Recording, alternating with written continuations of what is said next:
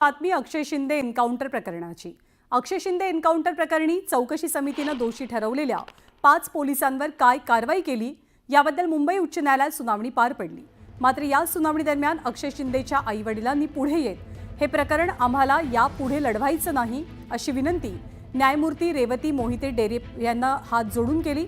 आम्हाला ही धावपळ आता जमत नाही असं म्हणत अक्षयच्या आईवडिलांनी केस लढवण्यास, केस पुढे नेण्यास नकार दिलाय। यावरती आता उद्या मुंबई हायकोर्टात पुढची सुनावणी पार पडेल। मुंबई हायकोर्ट याविषयीचा कोणता निर्णय घेणार हे पाहणं महत्त्वाचं असेल। हा जो गुन्हा आहे ब्रुटल कस्टोडियल डेथचा आहे आणि त्याच्यामुळे कस्टोडियल डेथच्या मॅटरमध्ये it is the offence against the society, it is not an offence against the individual.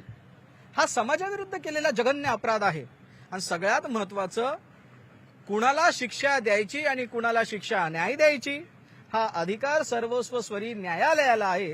परंतु ह्या केसमध्ये कॉन्स्टिट्यूशनचा जो सेकंड पिलर आहे ज्याला आपण ब्युरोक्रेट्स म्हणतो, त्या ब्युरोक्रेट्सने स्वतःच न्यायाच्या नावाखाली अन्याय केलेला आहे, त्याचा मर्डर करून, असं माझं स्पष्ट मत आहे।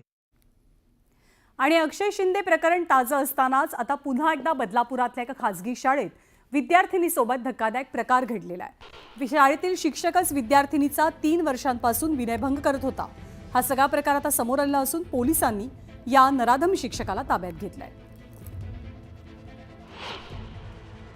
तिच्या शाळेत शिकवणाऱ्या शिक्षकाने अश्लील शेरेबाजी करून तिचा विनयभंग केल्याबाबत आपण गुन्हा दाखल करत आहोत आणि पोक्सोप्रमाणे कलम लावून गुन्हा दाखल केला आहे। आपण सदर शिक्षकाला ताब्यात घेतलेला आहे। पुढची कारवाई चालू आहे।